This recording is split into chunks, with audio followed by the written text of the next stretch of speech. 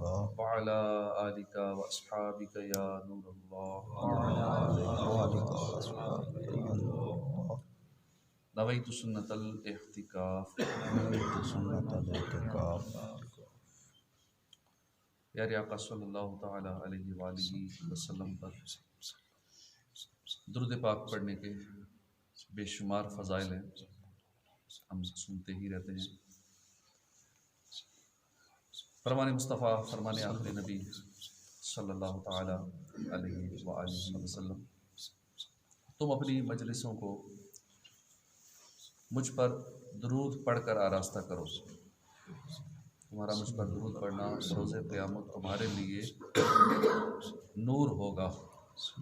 صلو علی الحبیب صلی اللہ علی محمد صلی اللہ علیہ وآلہ وسلم۔ سورہ کہف کا اختتام ہوا تھا کل، اب سورہ مریم کا آغاز کرتے ہیں۔ سورہ مریم کا تعارف۔ سورہ مریم مکہ مکرمہ میں نازل ہوئی، اس میں 6 رکوع 98 آیتیں ہیں۔ اس صورت میں حضرت مریم رضی اللہ تعالیٰ عنہ کی عظمت ہے، آپ کے واقعات ہیں، عیسیٰ علیہ السلام کی ولادت کا واقعہ بیان ہوا ہے۔ اس مناسبت سے اس سورت کا نام سورہ مریم رکھا گیا ہے۔ جب چند مسلمانوں نے حبشہ کی طرف ہجرت کی تو کفار مکہ نے تحائف دے کر اپنے 2 نمائندے حبشہ بھیجے تاکہ وہ ان مسلمانوں کو وہاں سے واپس لے آئیں۔ جب وہ حبشہ کے بادشاہ نجاشی کے دربار میں پہنچے اور اس کے سامنے اپنے آنے کا مقصد بیان کیا تو اس نے کہا کہ میں پہلے ان مسلمانوں کا موقف معلوم کر لوں۔ چنانچہ مسلمانوں کو جب اس کے دربار میں بلایا گیا اور حضرت جعفر بن ابو طالب رضی اللہ عنہ سے اس کی گفتگو ہوئی، اس نے کہا کیا آپ کے پاس اس کلام کا کوئی حصہ ہے جو اللہ کی طرف سے نازل ہوا؟ حضرت جعفر رضی اللہ عنہ نے فرمایا کہ ہاں ہے۔ پھر اس کے سامنے آپ نے سورہ مریم کی تلاوت کی۔ حضرت ام سلمہ فرماتی ہیں کہ اللہ کی قسم نجاشی سورہ مریم سن کر اتنا رویا کہ اس کی داڑھی بھیگ گئی، اور اس کے دربار میں موجود وہ لوگ جن کے سامنے مصحف کھلے ہوئے تھے اتنا روئے کہ مصحف بھیگ گئے۔ پھر نجاشی نے کہا کہ بے شک یہ دین اور جو دین حضرت موسیٰ علیہ السلام لے کر آئے یہ ایک ہی طاق سے نکلے ہیں، اور کفار کے نمائندوں سے کہا تم لوگ یہاں سے چلے جاؤ، خدا کی قسم میں کبھی بھی انہیں تمہارے حوالے نہیں کروں گا۔ حضرت ابو مریم غسانی رضی اللہ تعالیٰ عنہ فرماتے ہیں میں نے نبی کریم صلی اللہ علیہ وسلم کی بارگاہ میں حاضر ہو کر عرض کی یا رسول اللہ، آج رات میرے ہاں لڑکی کی ولادت ہوئی ہے۔ حضور نے فرمایا کہ آج رات مجھ پر سورہ مریم نازل کی گئی ہے، تم اس کا نام مریم رکھ دو۔ چنانچہ اس لڑکی کا نام مریم رکھ دیا گیا۔ سورہ مریم کا مرکزی مضمون یہ ہے کہ اس میں انبیاء کرام کے واقعات کے ضمن میں اللہ کے وجود، اس کے واحد و یکتا ہونے، اللہ کی قدرت اور قیامت کے دن مخلوق کے دوبارہ زندہ ہونے، اعمال کی جزا اور سزا ملنے کو ثابت کیا گیا ہے، اور یہ مضامین اور واقعات بیان کیے گئے۔ حضرت زکریا علیہ السلام کے فرزند حضرت یحییٰ علیہ السلام کی ولادت کا واقعہ بیان کیا گیا، اور یہ واقعہ اللہ کی قدرت کی بہت بڑی دلیل ہے، کیونکہ حضرت یحییٰ علیہ السلام کی ولادت اس وقت ہوئی جب آپ کے والد کافی زیادہ عمر کو پہنچ چکے تھے۔ جس عمر میں اولاد کی امید نہیں رہتی اس عمر میں ولادت کا سلسلہ ہوا، اور آپ کی والدہ بانجھ تھی، اور ایسی صورتحال میں عادت کے برخلاف یحییٰ علیہ السلام کی ولادت ہونا یہ اس بات کی دلیل ہے کہ اللہ تعالیٰ ہر چیز پر قادر ہے۔ حضرت زکریا علیہ السلام کی نیک بیٹے کی مانگی ہوئی دعا قبول ہونے، اور حضرت یحییٰ علیہ السلام کو بچپن ہی میں منصب نبوت سے سرفراز کیے جانے کا ذکر ہے۔ اس کے بعد حضرت عیسیٰ علیہ السلام کی ولادت کا واقعہ بیان کیا گیا کہ اللہ نے فطری طریقے سے جداگانہ طریقے سے اپنی نیک بندی حضرت مریم رضی اللہ عنہا سے اپنے بندے حضرت عیسیٰ علیہ السلام کو بغیر باپ کے پیدا کر دیا، اور یہ واقعہ اللہ کی عظیم قدرت کی دوسری بڑی دلیل ہے کہ انسان کو پیدا کرنا یہ مرد اور عورت کے ملاپ سے ہی پاسیبل نہیں ہے، اللہ چاہے تو جس طرح پیدا کرنا چاہے وہ پیدا کر سکتا ہے۔ اور خالق حقیقی اللہ ہی ہے، کیونکہ یہ تو ذرائع ہیں دنیا میں انسان کے آنے کے، وہ چاہے تو کسی اور ذریعے سے پیدا کر سکتا ہے، اس صورت میں ان چیزوں کے دلائل دیے گئے ہیں۔ عیسیٰ علیہ السلام کی ولادت کے وقت مریم رضی اللہ عنہا کو دی جانے والی تسلی اور ان پر کیے گئے انعامات کا ذکر ہے۔ یہ بیان کیا گیا کہ حضرت عیسیٰ علیہ السلام کی ولادت کی وجہ سے حضرت مریم رضی اللہ عنہا نے کس طرح لوگوں کے طعن و تشنیع اور ملامت کا سامنا کیا، اور کس طرح حضرت عیسیٰ علیہ السلام نے جھولے میں اپنی والدہ کی پاک دامنی بیان کی اور اپنی نبوت کا اعلان کیا۔ حضرت عیسیٰ علیہ السلام کی ولادت سے یہودیوں اور عیسائیوں میں اختلاف پڑنے کا ذکر ہے۔ حضرت ابراہیم علیہ السلام کی اپنے عرفی باپ آزر سے بتوں کی پوجا کے بارے میں ہونے والی بحث بیان کی گئی، اور آپ کی زوجہ محترمہ حضرت سارہ رضی اللہ عنہا کے بانجھ ہونے کے باوجود ان کے ہاں 2 بیٹوں اسحاق علیہ السلام اور یعقوب علیہ السلام کی ولادت اور انہیں نبوت ملنے کا ذکر کیا گیا۔ طور پر حضرت موسیٰ علیہ السلام کی اللہ سے مناجات کرنے اور ان کے بھائی حضرت ہارون کو نبوت ملنے کا واقعہ بیان کیا گیا۔ حضرت اسماعیل علیہ السلام کا ذکر کیا گیا کہ وہ وعدے کے سچے تھے اور وہ اپنے گھر والوں کو اور اپنی قوم جرہم کو نماز اور زکوٰۃ کی ادائیگی کا حکم دیتے تھے۔ حضرت ادریس علیہ السلام کے واقعے کی طرف اشارہ کیا گیا۔ یہ بیان کیا گیا کہ اللہ تعالیٰ نے حضرت آدم علیہ السلام کی اولاد میں سے ان انبیاء کرام پر انعام فرمایا اور انہیں لوگوں کی طرف رسول بنا کر بھیجا۔ نیک لوگوں کے بعد آنے والوں کا اپنی نمازیں ضائع کرنے اور اپنی باطل خواہشوں کی پیروی کرنے کا ذکر ہے، اور جن لوگوں نے توبہ کی، ایمان لائے، نیک عمل کیے، ان کے ساتھ جنت کا وعدہ کیا گیا۔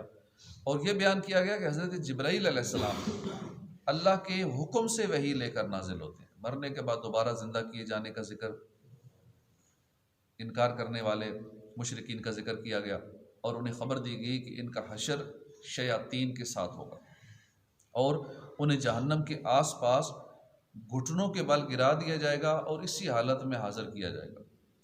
مسلمانوں سے قرآن پاک سنتے وقت مشرکین کا موقف بیان کیا گیا، اور سابقہ امتوں کی سرکشی اور ایمان قبول کرنے سے تکبر کے حوالے سے بیان کیا گیا۔ تکبر کرنے کی وجہ سے ان پر عذاب نازل ہونے کا ذکر کر کے ان مشرکین کو ڈرایا گیا۔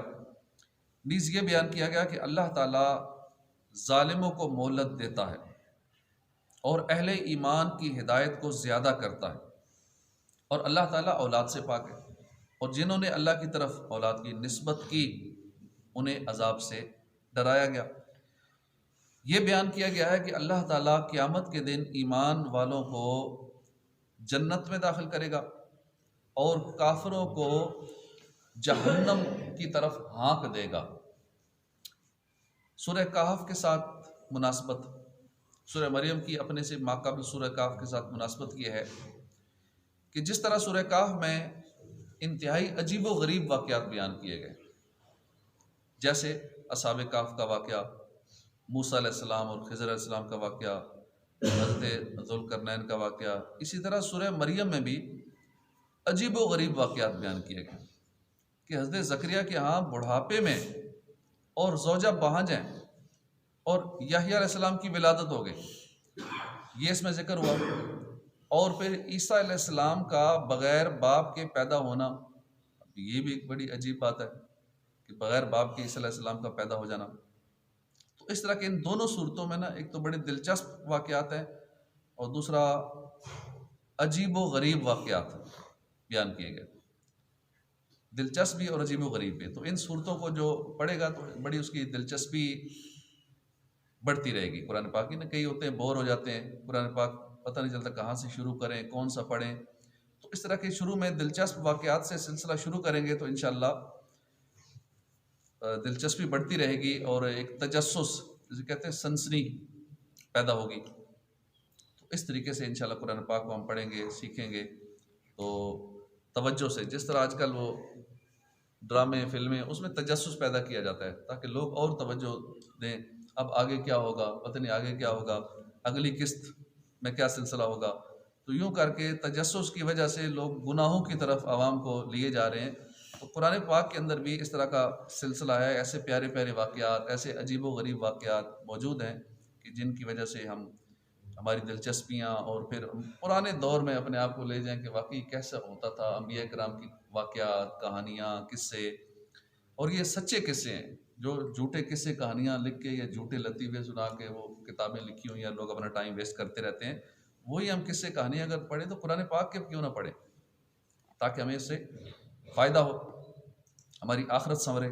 اللہ پاک ہمیں قرآن پاک سیکھنے، سمجھنے، اس پر عمل کرنے کی توفیق عطا فرمائے، آمین بجاہ نبی الامین صلی اللہ علیہ وآلہ وسلم۔ ہو سکے تو روزانہ گھر میں بھی قرآن پاک کی کوئی نہ کوئی سورت شروع کر دیں، 1 آیت، 2 آیتیں، 3 آیتیں، پھر آہستہ آہستہ دلچسپی بڑھتی چلی جائے گی تو اس سے انشاءاللہ فائدہ ہوگا۔ یہاں تو ہم 2-3 آیتیں یا وقت کے مناسبت سے مختصر سے وقت میں جتنا ہو سکتا ہے پڑھنے کی کوشش کرتے ہیں، اور 2-3-4 سالوں میں ہم یہاں تک پہنچے، 16ویں پارے تک، سورہ مریم تک پہنچے۔ جب اپنے طور پہ اب گھر میں ایک زیادہ وقت دیں گے ترجمہ تفسیر کو تو انشاءاللہ کم وقت میں زیادہ پڑھ لیں گے، اور اگر 19 آیات روزانہ ترجمہ تفسیر کے ساتھ پڑھیں گے تو انشاءاللہ 1 سال تک پورا قرآن پاک ختم کر لیں گے ترجمہ تفسیر کے ساتھ۔ سورہ مریم کا آغاز بسم اللہ الرحمن الرحیم، اللہ کے نام سے شروع جو نہایت مہربان رحمت والا۔ کاف ہا یا عین صاد، ذکر رحمت ربک عبدہ زکریا۔ کاف ہا یا عین صاد حروف مقطعات میں سے، یہ تیرے رب کی اپنے بندے زکریا پر رحمت کا ذکر ہے۔ اپنے بندے زکریا پر تیرے رب کی رحمت کا ذکر ہے۔ حروف مقطعات کے بارے میں تو اللہ ہی بہتر جانتا ہے اس سے کیا مراد ہے۔ ذکر و رحمت رب کا، یہ تیرے رب کی رحمت کا ذکر ہے، یعنی اے حبیب صلی اللہ علیہ وسلم، ہم آپ کے سامنے جو بیان کر رہے ہیں یہ آپ کے رب کی اس رحمت کا ذکر ہے کہ جو رحمت اس نے اپنے بندے حضرت زکریا پر فرمائی۔ نیک بیٹا اللہ کی بڑی رحمت ہے۔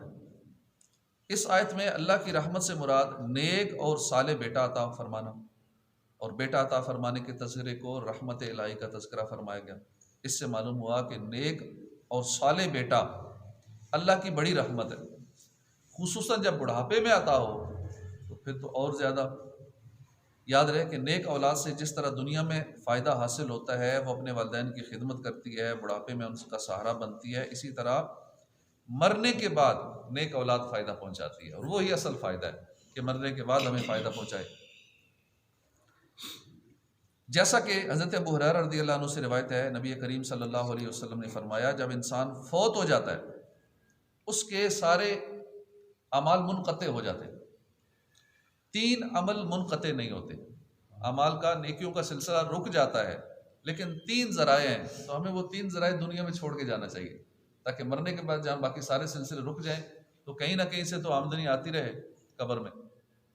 وہ 3 ذرائع کیا ہیں؟ صدقہ جاریہ، کوئی ایسا کام کر گیا، مسجد بنا گیا، مدرسہ بنا گیا، کوئی اور نیک کام ایسا کر گیا، اللہ کی رضا والا کام کر گیا، تو جب تک وہ سلسلہ چلتا رہے گا اس کے ذریعے نیکیوں کا سلسلہ، عبادت کا سلسلہ، نیک اعمال کا سلسلہ ہوتا رہے گا، قبر میں اس کو ثواب پہنچتا رہے گا۔ اب جنہوں نے یہ مسجد کا آغاز کیا، پلاٹ کی خریداری میں، بنانے میں، دیگر اس کی آرائش و زیبائش میں، یا اب تک جو تعاون کر رہے ہیں، کوشش کر رہے ہیں، جس انداز میں بھی کیا، اب جب تک اس سے فائدہ لوگ اٹھاتے رہیں گے، عبادت ہوتی رہے گی، چاہے چندے کا معاملہ ہو۔ اب چندہ بکس ہی ایک بنا دیا، چندہ بکس ہی لگوا دیا، اس ایک چندہ بکس کے ذریعے جتنے لوگ پیسے ڈالیں گے اس بنانے والے کو ثواب۔ تو اس طرح کر کے بہت سارے ذرائع ہیں کہ جن کے ذریعے جو صدقہ جاریہ کے ذرائع ہیں۔ تو صدقہ جاریہ، علم نافع، ایسا علم جو اوروں کو سکھایا، ان کا فائدہ ہوا، انہوں نے آگے سکھایا، آگے سکھایا، ایک چین چل پڑی، بلاک چین چل پڑی، لوگ بلاک چین کے ذریعے کروڑوں کما رہے۔ یہ ایک پورا ایک ہے ٹاپک ہے، لوگ سیکھتے ہیں، اس سے آمدنی کماتے ہیں۔ تو یہ نیکیوں والی بلاک چین بھی چلانی چاہیے کہ مرنے کے بعد بھی ایک نیکیوں کا سلسلہ آگے چلتا رہے۔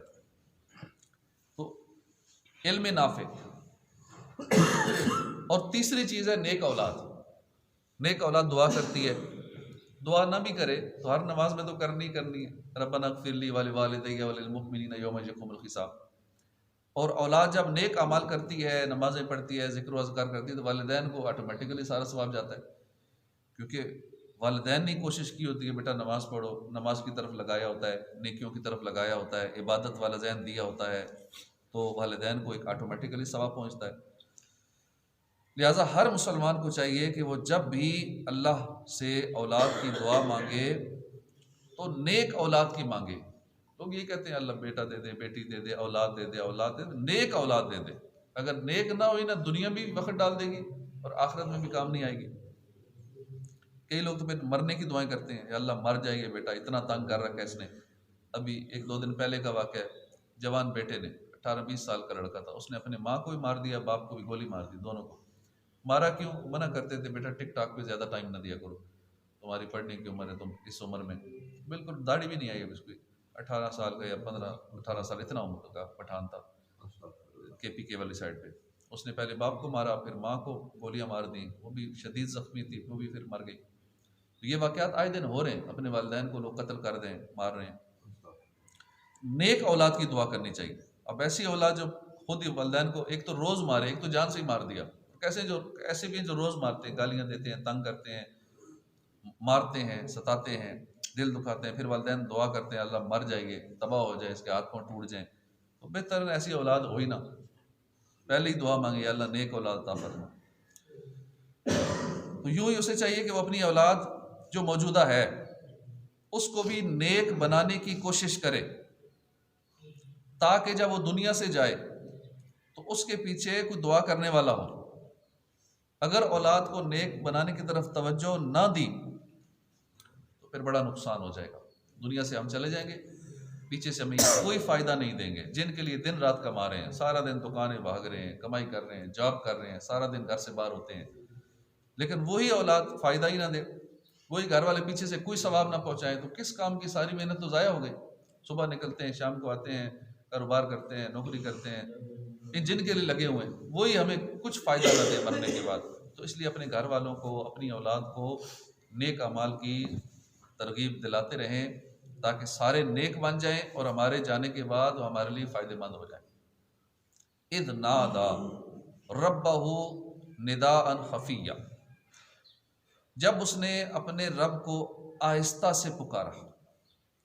اذ نادا ربہ نداء خفیہ، آہستہ سے اپنے رب کو جب پکارا۔ حضرت زکریا علیہ السلام نے آہستہ آواز میں اللہ سے دعا مانگی۔ مفسرین نے آپ کے آہستہ آواز میں دعا مانگنے کی چند وجوہات ذکر کی کہ آہستہ کیوں مانگی۔ آہستہ دعا مانگنے میں اخلاص زیادہ ہوتا ہے اور دعا مانگنے والا ریاکاری سے محفوظ رہتا ہے، اس لیے آپ نے آہستہ دعا مانگی۔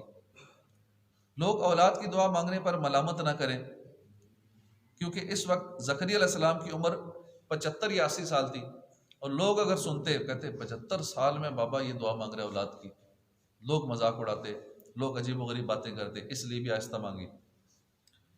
حضرت زکریا علیہ السلام کی آواز کمزور تھی، اس وجہ سے بھی آہستہ مانگی۔ بڑھاپے میں آواز کمزور ہو جاتی ہے، اور عالی بندہ پورا جسم ہی کمزور ہو جاتا ہے، آواز بھی نحیف ہو جاتی ہے، وہ کڑک جوانی والی نہیں رہتی بڑھاپے میں، ساری اکڑیں نکل جاتی ہیں بڑھاپے میں۔ تو آواز کمزور تھی زکریا علیہ السلام کی، پھر آہستہ ہو گئی تھی آواز، اس لیے آہستہ مانگی۔ اس آیت میں زکریا علیہ السلام کے آہستہ دعا مانگنے کا ذکر ہے۔ آہستہ دعا مانگنے کی فضیلت کے بارے میں حضرت انس رضی اللہ عنہ سے روایت ہے، نبی کریم صلی اللہ علیہ وسلم نے فرمایا، آہستہ آواز میں دعا کرنا 70 بلند آواز کے ساتھ دعاؤں کے برابر ہے۔ اونچی آواز میں 70 بار دعا کرے، آہستہ آواز میں 1 بار دعا کرے تو یہ برابر ہے۔ نیز اس سے معلوم ہوا کہ آہستہ آواز میں دعا مانگنا دعا کے آداب میں سے ہے۔ اسی ادب کی تعلیم دیتے ہوئے ایک اور مقام پر فرمایا، ادعوا ربکم تضرعا وخفیہ، اپنے رب سے گڑ گڑاتے ہوئے آہستہ آواز سے دعا کرو۔ اور حضرت علامہ مولانا نقی علی خان رحمۃ اللہ علیہ دعا کے آداب بیان کرتے ہوئے فرماتے ہیں، دعا نرم اور پست آواز سے ہو کہ اللہ تعالیٰ سمیع و قریب ہے، جس طرح چلانے سے سنتا ہے آہستہ آواز بھی سنتا ہے۔ اعلیٰ حضرت رحمۃ اللہ علیہ فرماتے ہیں بلکہ وہ اسے بھی سنتا ہے جو زبان پہ بھی نہیں آیا ابھی، جو ابھی تک زبان تک اصلا نہ آیا، یعنی دلوں کا ارادہ بھی وہ جانتا ہے۔ نیت، خطرہ کہ جیسے اس کا علم تمام موجودات اور معلومات کو گھیرے ہوئے ہے، یوں ہی اس کے سمع و بصر اور جمیع موجودات کو عام شامل ہیں۔ اپنی ذات و صفات اور دلوں کے ارادات اور خطرات اور تمام اعیان و آراز کائنات، ہر شے کو دیکھتا بھی ہے، اللہ سنتا بھی ہے۔ اس کا دیکھنا اور سننا رنگ و ذوق سے خاص، نہ اس کا سننا آواز کے ساتھ مخصوص، یعنی اس کے دیکھنے کے لیے روشنی نہیں چاہیے، روشنی ہوگی تو اللہ کو نظر آئے گا، معاذ اللہ ایسا نہیں ہے۔ اس کا دیکھنا روشنی کا محتاج نہیں ہے۔ اسی طرح اس کا سننا آواز کے ساتھ مخصوص نہیں کہ آواز ہوگی تو اللہ سنے گا، کچھ بھی نہ بولیں تو دل میں ہی ہو تو وہ سن لیتا ہے۔ دعا کے فضائل اور آداب اور اس کے متعلق تفصیلی معلومات کے لیے اعلیٰ حضرت کے والد صاحب مولانا نقی علی خان رحمۃ اللہ کی شاندار کتاب فضائل دعا، اس کا مطالعہ کرنا چاہیے۔ حضرت زکریا علیہ السلام کے دعا مانگنے سے متعلق انتہائی ایمان افروز کلام سورہ آل عمران کی آیت نمبر 37 اور 38 کے تحت مذکور تفسیر میں ملاحظہ فرمائیں۔ قال رب انی وہن العظم منی واشتعل الرأس شیبا ولم اکن بدعائک رب شقیا۔ اے میرے رب، بے شک میری ہڈی کمزور ہو گئی اور سر نے بڑھاپے کا شعلہ چمکا دیا، بوڑھا ہو گیا ہوں۔ اے میرے رب، میں تجھے پکار کر کبھی محروم نہیں رہا۔ لیکن بڑھاپے میں ہڈیاں بھی کمزور ہو جاتی ہیں، بڑھاپے میں بال بھی ساری چمک دمک ختم ہو جاتی ہے، بالوں کی بھی سفیدی آ جاتی ہے۔ قال، عرض کی، حضرت زکریا علیہ السلام کے دعا مانگنے کا پورا واقعہ کچھ اس طرح ہے کہ حضرت زکریا علیہ السلام کی عمر شریف 75 یا 80 سال تک پہنچ چکی تھی، مگر آپ کے پاس اولاد جیسی نعمت نہیں تھی۔ آپ کو اپنے رشتہ داروں میں سے بھی کوئی ایسا نیک صالح مرد نظر نہیں آتا تھا کہ جو آپ کی وفات کے بعد اس قابل ہو کہ وہ آپ کا جانشین بنے اور اللہ کی طرف سے جو دین کی خدمت آپ کے سپرد تھی اس کو انجام دے سکے، بلکہ آپ کے کئی رشتہ دار شریر تھے اور آپ کو خوف تھا کہ کہیں میرے بعد یہ دین میں تبدیلیاں شروع نہ کر دیں۔ اسی وجہ سے آپ بہت پریشان تھے، فکر مند رہا کرتے تھے۔ یہی احساس جب بہت زیادہ بڑھا تو بالآخر اللہ کی بارگاہ میں دعا کے لیے ہاتھ اٹھا دیا، اللہ کی بارگاہ میں عرض کر دی، مجھے نیک صالح بیٹا عطا فرما جو تیرا بھی پسندیدہ ہو اور میرے بعد دین کا بھی وارث بنے، دین کی بھی خدمت کرے، میرا وارث بنے۔ انی وہن العظم منی، بے شک میری ہڈی کمزور ہو گئی۔ حضرت زکریا علیہ السلام نے اپنی دعا کی ابتدا اس طرح کی کہ اے میرے مولا، تو جانتا میں بوڑھا ہو گیا ہوں۔ بڑھاپے کی کمزوری اس انتہا کو پہنچ چکی ہے کہ سب سے مضبوط عضو ہڈی سب سے مضبوط ہوتی ہے جسم میں، یا اللہ ہڈی بھی کمزور ہو گیا، ہڈیوں میں جوڑوں میں درد ہوتا ہے بڑھاپے میں، ہڈیوں کے جوڑوں میں کیا ہڈیوں کے اندر بھی درد ہوتا ہے۔ تو بندہ دوائیاں لینے کے لیے ٹھیک ہے علاج کرنا چاہیے، لیکن اصل وجہ ہے بڑھاپا، نظر کیوں کمزور، بڑھاپا، جسم کمزور، بڑھاپا، ہڈیاں کمزور، بڑھاپا، ادھر درد ادھر درد، معدہ خراب، جگر خراب، شوگر کا مسئلہ، سارے مسئلے وجہ کیا ہوتی ہے؟ بڑھاپا، کیونکہ اب ساری بیماریاں اٹیک کرنی ہے، کمزوری جو ہو گئی۔ عرض کہ اللہ میں کمزور ہو گیا ہوں، میری ہڈی بھی کمزور ہو گئی۔ جب یہ کمزور ہو چکی ہے تو باقی اعضاء کا حال کیا ہوگا؟ وہ تو محتاج بیان نہیں۔ میرے سر کے بال بھی سفید ہو چکے ہیں۔ اے میرے رب، آج سے پہلے تیری بارگاہ میں نے جو بھی دعائیں کی ہیں تو نے دعائیں قبول کی ہیں، لہذا مجھے امید ہے یا اللہ تو میری دعا قبول فرمائے گا۔ جب بھی اللہ کی بارگاہ میں دعا مانگی جائے تو پہلے ان امور کو ذکر کیا جائے جن سے دعا مانگنے والے کی عاجزی اور انکساری کا اظہار ہو۔ دعا مانگنے کا طریقہ، پہلے اپنی عاجزی کا اظہار کرے، اللہ میں بڑا کمزور ہوں، میں عاجز ہوں، میں کچھ بھی نہیں ہوں، اپنی کمزوری کا اظہار کر دے، واقعی ہم ہیں بھی کمزور، عاجزی کا انکساری کا اظہار کرے، اپنی کمزوریوں کا اظہار کرے۔ میں گناہ گار ہوں، ساری زندگی گناہوں میں گزری ہے، نامہ اعمال دیکھتا ہوں تو وہاں بھی سارے گناہ ہیں، کوئی اچھی چیز ہے ہی نہیں میرے پاس، ہر حوالے سے میں برا ہی ہوں مولا، اور کمزور بھی ہوں، تیرا نافرمان بھی ہوں۔ ساری اپنی خطائیں مان کے، اپنی کمزوریوں کو مان کے، ہر جرم کا اعتراف کر کے اللہ کی بارگاہ میں ابتدا کرے، اپنی حاجت عرض کرے، اور حاجت عرض کرنے سے پہلے اپنے اوپر اللہ کی جو نعمتیں ہیں، رحمتیں ہیں، جو اللہ کا لطف و کرم ہے، جو اللہ کے احسانات ہیں، اس کا ذکر کرے۔ پہلے کمزوری کا اظہار کرے، پھر کہ یا اللہ تو نے مجھے کتنی نعمتیں دی ہیں، یہ بھی دی ہے، یہ بھی دی ہے، یہ بھی دی ہے، تیری کتنی رحمت ہے کہ تو دعا مانگنے کی توفیق بھی دے رہے، ورنہ میں یہ بھی نہ کر سکتا، تیری توفیق نہ ہوتی تو ہاتھ اٹھانے کی توفیق دے دی۔ اللہ کے لطف و کرم کا ذکر کیا جائے، پہلے جو دعا قبول ہو چکی ہے اسے دوبارہ دعا کرتے وقت اللہ کی بارگاہ میں وسیلہ بنایا جائے، اللہ پہلے بھی تو نے یہ بات میری مان لی تھی نا، میرا یہ کام ہو گیا تھا، میرا فلاں مسئلہ تھا، تجھ سے دعا مانگی تھی تو نے وہ بھی کر دیا تھا، یا اللہ میرا فلاں پرابلم تھی، تجھ سے دعا کی تھی وہ بیماری بھی ختم ہو گئی تھی، میری زندگی کے سارے مسئلے حل ہوتے جا رہے ہیں، میں تیری بارگاہ میں عرض کرتا ہوں یا اللہ اب بھی یہ بھی کر دے، جہاں اور کر دیے ساری زندگی کرم کرتا ہے آئے تھی، اللہ یہ بھی کرم فرما دے۔ اب یہ مرحلہ اس دعا کو وسیلہ بنائے۔ انبیاء کرام کی دعائیں قبول ہوتی ہیں، اس لیے ان سے دعائیں کرائی جاتی ہیں، یوں ہی اولیاء کرام سے بھی اس لیے دعا کرنے کا عرض کیا جاتا ہے کہ ان کی دعائیں قبول ہوتی ہیں، تو اس لیے اوروں سے بھی دعا کرانے کا عرض کیا کریں، نیک لوگوں سے بھی دعا کا عرض کرتا رہے۔ وَإِنِّي خِفْتُ الْمَوَالِيَ مِنْ وَرَائِي وَكَانَتِ امْرَأَتِي عَاقِرًا فَهَبْ لِي مِن لَّدُنْكَ وَلِيًّا يَرِثُنِي وَيَرِثُ مِنْ آلِ يَعْقُوبَ وَاجْعَلْهُ رَبِّ رَضِيًّا، اور بے شک مجھے اپنے بعد اپنے رشتہ داروں کا ڈر ہے اور میری بیوی بانج ہے، تو مجھے اپنے پاس سے کوئی ایسا وارث عطا فرما جو میرا جانشین ہو اور یعقوب کی اولاد کا وارث ہو، اور اے میرے رب اسے پسندیدہ بنا دے۔ رشتہ داروں سے مراد چچا زاد بھائی ہیں، اور ڈر کی وجہ یہ تھی کہ وہ بنی اسرائیل کے شریر لوگ تھے اور آپ کو خوف تھا کہ کہیں میری وفات کے بعد یہ دین میں تبدیلی کر دیں گے اور صحیح طور پر دین کی خدمت نہ کریں، اس وجہ سے آپ نے اپنے بعد کے لیے اپنی پشت سے نیک بیٹے کا مطالبہ کیا تاکہ وہ دین کو زندہ رکھنے کے معاملے میں ان کی پیروی کرے۔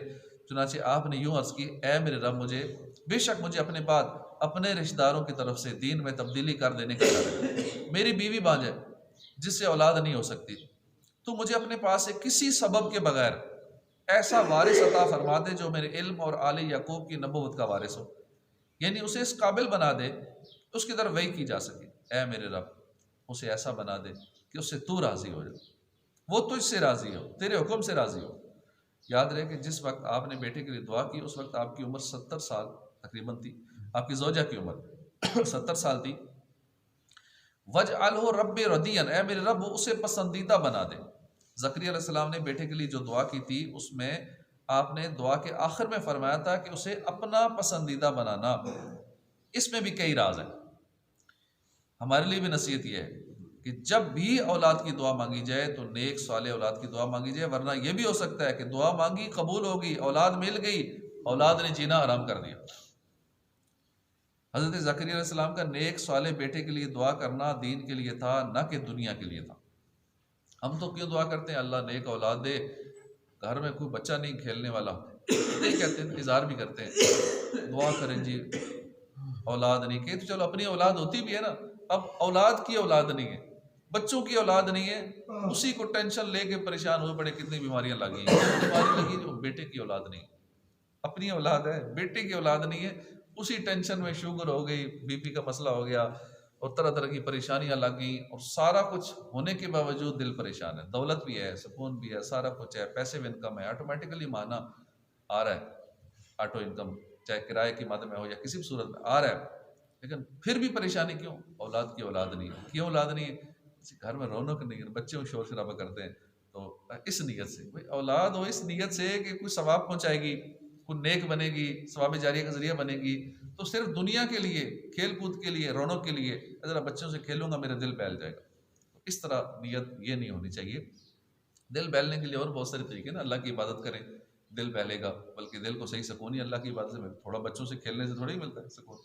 علم دین حاصل کریں، قرآن کریم پڑھیں، وقت ویسے ہی ٹوٹل 24 گھنٹے ہوتے ہیں ایک دن میں، 24 گھنٹے باقی سیکنڈوں میں کریں تو منٹوں میں کریں تو اتنے منٹ اتنے سیکنڈ، ٹائم پہلے ہی تھوڑا ہے، اور وہ بھی ٹائم دعا کریں اللہ بچے دے تاکہ میں کھیل سکوں، پوتے پوتیاں دے دے تاکہ میں تھوڑا کھیل سکوں۔ بھائی اب آخرت کی تیاری کا موقع، اب تو سپیڈ آخرت والی تیز ہو جانی چاہیے، کیونکہ ٹائم تھوڑا رہ گیا، خاص کر بڑھاپے میں تو بالکل ٹائم شارٹ ہوتا ہے، منزل قریب ہوتی ہے، جب منزل قریب ہو تو کھلاڑی اپنی دوڑ تیز کر دیتا ہے اور بالکل ساری توجہ اپنی منزل کی طرف مرکوز کر دیتا ہے، کیونکہ اب پہنچنے والا ہے منزل، بالکل قبر بالکل سامنے، اچانک قبر میں گرے گا۔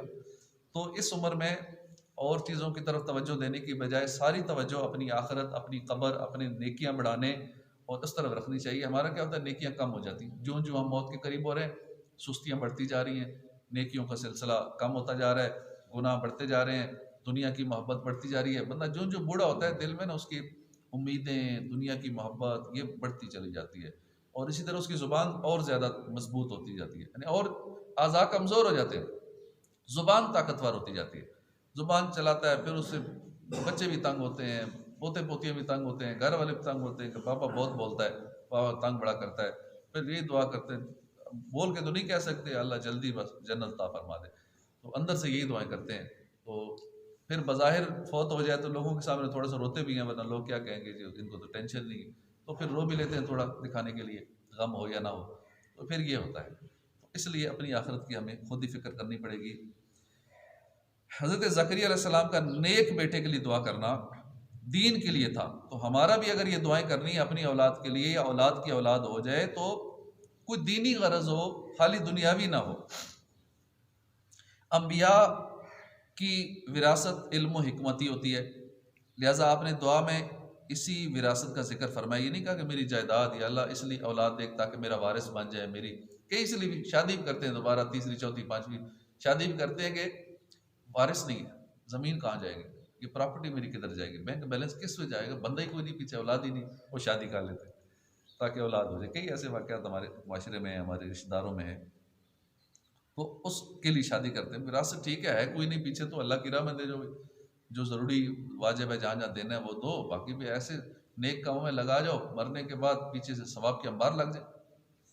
اب وہ بندہ ڈھونڈتے ہیں کسی طرح شادی کریں، پھر اولاد ہو، پھر وارث بن جائے، سارا پیسہ اس کو چلا جائے. وہی اس کو چلا جائے تو اپنے لیے کچھ کر جاؤ، وہی پیسہ اپنے اکاؤنٹ میں جمع کرا جاؤ. قبر میں جاؤ تو آگے سارا بینک بیلنس وہاں موجود ہو، پچھلوں کے لیے پھر چھوڑ کے جا رہا ہو، پھر ایک نئی شادی کر رہے ہو بڑھاپے میں. کئی اس طرح بھی کرتے ہیں، 80 سال میں شادی کریں گے، اولاد ہو، پھر پیچھے جو میری اتنی زمین ہے کہاں جائے گی، کسی کھاتے میں جائے اس کے چلی جاؤ. ایسا ہوا بھی ہے، ساری زمین اس کو چلی جائے گی، پیچھے سے ایک نماز بھی پڑھی ہو والا نہ ثواب و جاری، الٹا گناہ کر کے والدین کے لیے گناہ جاریہ کا سبب بن جاتی ہے. تو بیٹے کی دعا کرنا سنت انبیاء ہے، مگر اس لیے کہ وہ توشہ آخرت ہو. البتہ یہ یاد رہے کہ بیٹی پیدا ہو تو اس پہ پریشان بھی نہیں ہونا چاہیے. بہت سارے لوگ ہیں جو بیٹیوں کی ولادت پہ پریشان ہو جاتے ہیں، بیٹا ہو تو خوش ہوتے ہیں، اور بہت سارے ایسے بھی ہیں جو ہی بیٹی پیدا ہوتی ہے تو بیوی کو مارنے کے واقعات بھی کتنے موجود ہیں. اب کی بار تو نے چھٹی بیٹی پیدا کی نا مار دوں گا، اور مارا بھی ہے. کتنے ہمارے ملک میں واقعات سوشل میڈیا پہ خبریں آتی رہتی ہیں. جب ماں باپ کو مار دیتے ہیں تو بیوی کیا رہے پیچھے. اب یہ تازہ واقعہ ہے جو ابھی لڑکے نے مارا ہے ماں باپ کو، تازہ واقعہ ہے. تو اس طرح کے بہت سارے معاملات ہیں. اپنی بیوی کو اس لیے مار دینا یا تنگ کرنا، تانے دینا، روز مارنا کہ تیری بیٹیاں کیوں ہیں. اب اس کے بس میں تو نہیں ہے بیٹی کا ہونا، یہ تو اللہ کی قدرت جس کو بیٹیاں دے. بیٹیاں جو ہے وہ زیادہ اچھی ہوتی ہیں، بیٹوں کی نسبت زیادہ خیال رکھتی ہیں والدین کا. تو بیٹی پیدا ہو جائے تو اس پہ پریشان بھی نہیں ہونا چاہیے. بیٹا دے اللہ، بیٹی دے دے، بیٹا دے دے، نہ دے کچھ بھی نہ دے، اس کی رضا پہ راضی رہے. وہ خوشیاں دے، غم دے، جو بھی دے، جے سونا میرے دکھ وچ راضی میں سکھ نو چلے پاواں. اللہ کی رضا پہ ہر آدمی راضی رہنا چاہیے. ہم جب اللہ کی رضا پہ راضی نہیں رہتے نا تو اسی لیے ٹینشنوں کا شکار ہے. ہر بندہ پریشان ہے، یہ پریشانی ہے، وہ پریشانی اللہ نے دی ہے نا تو قبول کر لو، خوش ہو جاؤ کہ میرے رب نے دی ہے. فضیل بن ایاز کا غالباً واقعہ ہے نا، ان کا کبھی مسکرائے نہیں، پریشان ہی رہتے تھے، پریشان رہتے تھے. جب بیٹا فوت ہوا اس ٹائم مسکرائے. لوگوں نے کہا حضور یہ مسکرانے کے کون سا موقع ہے، یہ تو دکھ کا مقام ہے. پہلے آپ کبھی نہیں مسکرائے، ہر وقت پریشانی میں رہتے تھے، قبر و آخرت کا خوف، وہ پریشانی، آخرت کی پریشانی. اور جب بیٹے کا انتقال ہوا تو آپ خوش ہو گئے، مسکرائے. آپ نے فرمایا میرے رب کی رضا تھی میں اس لیے خوش ہو گیا، کہ میرا رب راضی ہے نا، اس کی رضا سے میرے بیٹے کا انتقال ہوا تو میں اس لیے خوش ہو گیا، میں اللہ کی رضا پہ میں راضی ہوں. تو اس لیے ہمیں رب کی رضا پہ راضی رہ جانا چاہیے. وہ چاہے جتنا بڑا ہمارا نقصان ہو جائے، اللہ کی رضا ہے تو خیر ہے، قبول ہے. نہ بھی قبول کریں تو کیا کر سکتے، کچھ بھی نہیں کر سکتے. ہاں خالی پریشان ہی ہو سکتے. پریشان ہونے کے بجائے جس حال میں وہ رکھے، جس طرح رکھے، جھونپڑی میں رکھے، کچھ مال دے دے، مال چلا جائے، ہیرو ہو جائیں، زیرو ہو جائیں، ارب پتی ہو جائیں، بالکل زیرو ہو جائیں، کچھ نہ رہے تو اس کی رضا پہ راضی. چاہے گھر بھی نہ دے، جھونپڑی بھی نہ دے رہنے کے لیے. ایسے بھی ہیں جن کے پاس جھونپڑی بھی نہیں، روڈوں پہ سوتے ہیں، کبھی کہاں کبھی کہاں. تو غالباً شیخ سعدی کا واقعہ ہے نا، ان کی جوتی گم ہو گئی، مسجد سے باہر نکلے جوتی گم ہوئی، تھوڑے سے پریشان ہوئے، تھوڑا افسوس ہوتا ہے، جوتا بھی تھوڑا مہنگا ہو تو پھر زیادہ دکھ ہوتا ہے کہ میں نے تو ابھی آج ہی خریدا تھا، اور وہ خریدنا ہی جوتا لے کے مسجد میں آ جاتے ہیں تو گم تو ہونا ہی ہے، تو جوتا غائب تھا، پریشان ہوئے، آگے دیکھا بندے کے پاؤں ہی نہیں، اور اللہ سے دعا کی اللہ تیرا شکر ہے میرے پاؤں تو ہے نا، خالی جوتا گیا میں جوتے پہ پریشان ہوں، اس بندے کو تو پاؤں ہی نہیں۔ تو اس لیے ہمیں بڑی پریشانی کا، چھوٹی پریشانی آ جائے نا کہ اللہ میرا یہاں پھوڑا نکل آیا، ادھر دانا نکل آیا، یہی دانا کہیں اور نکل آتا، آنکھ میں نکل آتا، کسی اور جگہ نکل آتا، تو پھر میرا کیا ہوتا۔ اس لیے اللہ کی رضا پہ راضی ہو جائیں، وہ تکلیف محسوس ہی نہیں ہوگی، تکلیف کیونکہ ساری محسوسات کا تعلق دماغ سے ہے نا، تو ساری جب توجہ ادھر ہو گئی تو محسوس ہی نہیں ہوئی۔ اب جب تک توجہ ادھر رہتی ہے، جیسے درس و بیان کرتے رہتے ہیں، ابھی آپ کو نظر آ بھی گیا ہوگا، اب توجہ ادھر پتہ ہی نہیں ہوا کیا، توجہ ہی نہیں ہے تو درد ہی نہیں، درد تب ہوتا ہے جب مطلب توجہ کرتا ہے اس طرف، پھر ان زخموں کا درد ہوتا ہے، ان پریشانیاں فیل ہوتی ہیں، ان پریشانیوں کو محسوس ہی نہ کرو، انجوائے کرو، اللہ کی رحمتوں پہ نظر رکھو، اللہ نے جو مال دیا ہے، اللہ نے جو نعمتیں دی ہیں، صحت دی ہے، اور اتنی ساری چیزیں دی ہیں، ہم وہ 99 اور وہ ہے نا اصول بولا کہ ایک جو گم ہوتا ہے اس کے پیچھے لگ جاتے ہیں، جو 99 ملے ہوئے ہیں اس کو بھول جاتے ہیں۔ تو اللہ کی بے شمار جو نعمتیں ہیں، جو اتنی ہیں، ادھر توجہ رکھی جائے تو جو تھوڑی بہت پریشانی ہے وہ محسوس ہی نہیں ہوں گی، ایسا لگے گا ہے ہی کوئی نہیں مجھے ٹینشن، نہ کوئی بیماری ہے، نہ پریشانی ہے، نہ کوئی مالی مسئلہ ہے، نہ کوئی کاروباری مسئلہ ہے ہی کوئی نہیں، کیونکہ جب ہم اس کی رحمتوں میں بالفرض 99 پریشانی ہے، ایک سکھ والی بات ہے، اسی کو کر کے انجوائے کرتے رہو، تو خوش رہنے کا بہترین فارمولہ ہے، سکون مل جائے گا۔ بے چینیاں دنیا بھر میں، ہر بندہ ٹینشن میں، ہر بندہ پریشان ہے، اچھی سیلری بھی ہے پھر بھی پریشان ہے، گاڑی ہے، گھر ہے، اپنا گھر ہے، 1.5-2 کروڑ کے گھر میں رہتے ہیں، گاڑی بھی 20-30-50 لاکھ والی ہے، جاب بھی لاکھوں روپے کی سیلری ہے، لاکھوں روپے کما رہے ہیں اپنے کاروبار سے بھی، پھر بھی پریشان۔ خطیب صاحب کو وظیفہ بتائیں، بڑے حالات خراب ہے، کچھ بتائیں جی، بڑے کیا کریں، کون سا اور کاروبار کریں، کچھ اور سکھا دیں بہت سارے سیکھ بھی رہے ہیں، کیا کریں، میں حیران ہوں، تو ان کے آلریڈی لاکھوں کی انکم ہے، اور پھر آ کے طریقے سیکھتے ہیں کہ یہ بھی بتا دیں، یہ بھی بتائیں، یہ بھی بتائیں، حالانکہ پہلے ان کے پاس ٹائم ہی نہیں کرنے کا، صبح سے شام تک کمائی میں لگے ہوئے ہیں، پھر بھی رات کو آ جائیں گے خطیب صاحب اب یہ نیا طریقہ کو بتائیں نا، اب یہ سکھا دیں، اب یہ بتائیں کیا کرنا ہے، تو سارا دن بھی کمائی میں اور پھر رات کو آ کے پھر کمائی میں، نیند بھی پوری نہیں ہے، نہ عبادت بھی مس ہو رہی ہے، کئیوں کی تو نمازیں بھی مس ہو رہی ہیں، عبادت سے دوری، اور اس طرح نہیں ہونا چاہیے۔ اچھی نیت سے وہ سلسلہ کرنا چاہیے، لیکن جو ہے اس پہ قناعت بھی کرنی چاہیے، قناعت کریں گے تو جو ہے پورا ہو جائے گا، قناعت نہیں کریں گے نا تو مانا 10 لاکھ 20 لاکھ 50 لاکھ بھی آئے گا، نہیں پورا ہوگا، جو قناعت ہی نہیں ہے۔ اس لیے اپنے انکم کو بڑھانے کی بجائے ایکسپینس کو کنٹرول کرنے کی کوشش کرنی چاہیے، جو ہے اسی کے اندر مینیج کرنے کی کوشش کریں، سکون مل جائے گا۔ ہم پریشان کیوں ہیں، 10,000 ہے تو 20,000 ہو جائے، 50,000 ہے تو لاکھ ہو جائے، لاکھ ہے 2 لاکھ ہو جائے، یہ اوپر ہو جائے، یعنی وہ بڑھانے کا سلسلہ ہے، توجہ ہے، انکم بڑھ جائے۔ ادھر توجہ نہیں ہے کہ قناعت بھی کرنی ہے، کہ جہاں میرا 50 میں گزارا ہو سکتا ہے کیوں میں 100 لگاؤں، جہاں میرا ایک روٹی میں بندہ زندہ رہ سکتا ہے تو کیوں میں 4 روٹیاں کھاؤں، جہاں اتنا گزارا ہے ایکسپینسز کو کم کر کے، قناعت کر کے، فضول خرچیاں ختم کر کے، اپنے سسٹم کو ایک سرکل میں لا کے، اپنی چادر کے مطابق پاؤں پھیلا کے یوں سلسلہ کیا جائے تو بندہ خوشحال ہے۔ 15,000 والے بھی ٹھیک ہے، خوش ہیں، نہیں خوش تو پھر 15 لاکھ والے بھی نہیں خوش۔ اللہ پاک ہمیں ہدایت نصیب فرمائے، عمل کی توفیق عطا فرمائے، آمین بجاہ النبی الامین صلی اللہ علیہ وآلہ وسلم۔